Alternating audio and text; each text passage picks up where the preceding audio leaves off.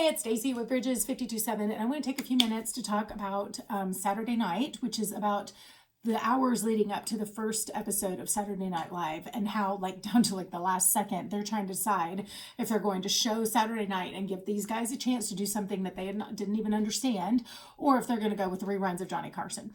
I will tell you, I went to see it hoping it would explain, kind of like Barbie did, how this idea that I grew up with Barbie and I grew up with Saturday Night Live. I have not known the world before either of those things existed. But the Barbie movie was super interesting because it explains a little bit of why that doll changed our cultures and how it changed it so significantly. I didn't really understand because, again, I didn't know what it was like beforehand. I didn't understand why that idea was so transformative. I was expecting a similar kind of historical understanding based on Saturday Night Live, and understanding like how they have changed the world that I know it. They didn't do any of that. They said it was groundbreaking, but they really don't say to what end or what difference it made. So that was a little disappointing, but on top of it, just if I'm being really transparent, I couldn't stand the movie. I would have left in the first few minutes. I mean, it was so stressful. I had a raging headache by the time it was over. I didn't enjoy the people. There's just no one you really care about. And it was completely unfunny, which was a little shocking for a movie that was supposed to be about such a funny show. So I do not recommend it. However, I still came away with some really awesome connections to faith and culture, which is what I'm always looking for when I go to the movies. So let me show you what I came away with. One is that they kept saying, like, what is this show? And they're like, so it's a variety show. And he's like, not really. And they're like, so it's a comedy show. Well, it's a little different. And it's, it's not a narrative show. It's not a sitcom. It's not, it's like, what is it? And he kept saying, you can't understand something until you've experienced it. How can you understand what I'm telling you if you've never experienced it before? This is different. And I would say this is what Jesus was really trying to, or what he was coming up against when he was explaining the kingdom to people. And when he showed up, they're expecting him to rule in the way rulers typically had ruled. And he was like, I'm going to rule very different. I'm going to actually serve.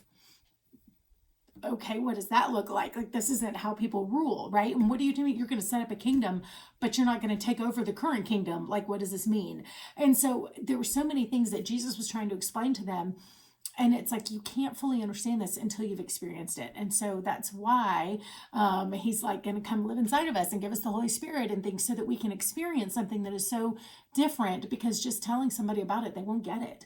You've got to experience some things to understand them. So I would say I kept thinking like Jesus and the disciples trying to explain what Christianity was like to people who had never experienced it, some of the obstacles they were facing.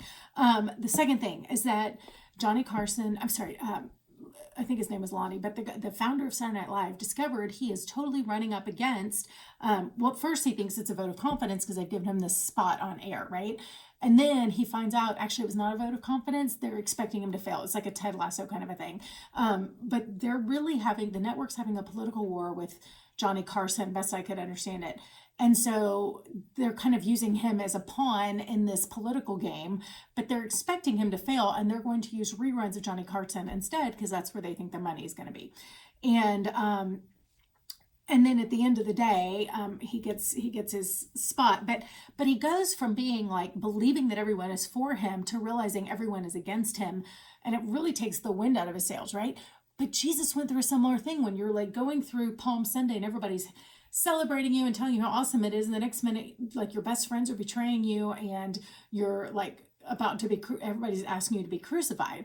So I again kind of understood like this, what it feels like to have the ground like under when Jesus felt like the whole seismic shift of public favor, right? Anyway, so I'm gonna move on. So but the other thing is, Jesus used a bunch of total unknowns, and the guy who set up Saturday Night Live was like, he had a group of 20-year-old unknowns, like they're all nobodies, really, and they're all a bunch of screw-ups, and they're all on drugs, and they're all a hot mess, like a big hot mess, and so many issues with some of them, and yet he did something that had never been done with all of them, and saw potential in them. I mean, down to like the lighting guy, the guy writing jokes. So, even at the last minute, he was like Jesus calling in disciples. It was like, hey, he told one of them, was like, I have nothing to offer you. Like, you may not have a job tomorrow. There's no pay. There's no this, whatever. Would you come work for me tonight? And the guy's like,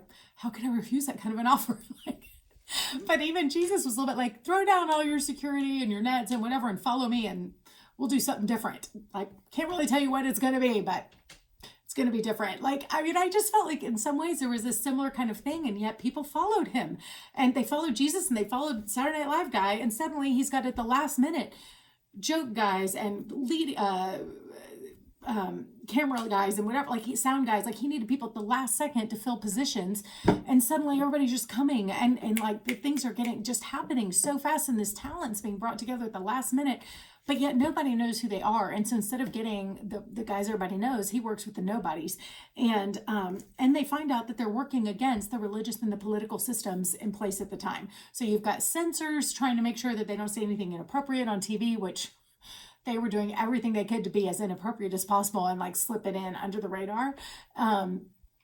So you've got the religious people coming against them, and then you've got the networks, again, like really wanting him to fail because they've got this whole thing going on with Johnny Carson. And not only that, but you had Johnny Carson and Milton Berle and all these other people that have been around forever calling him up and basically threatening him. And I mean, nobody was supporting this kid. They were all threatened that somebody would come and take their spots, I guess. Like, I'm the king of the TV. How dare you think you got a place at the seat at the table? And so, again, all of that, I think, reminded me very much of Jesus and the disciples and how they were coming against so much of that similar kind of opposition from religious and political spheres. So that being said, if you go see it, maybe you'll like it. But even if you don't, hopefully this would actually give you some like grid to look through it to help redeem, because that's what it's done for me. Is it took a movie that I pretty much hated and has actually given me some things that I've hung on to, and it's really redeemed in a weird way. It redeemed the movie for me, but it's also really made my faith come alive in a new way, just kind of seeing it almost like in a modern day kind of setting where it put some flesh on it in a new way for me. So that's all I got for today. Thanks.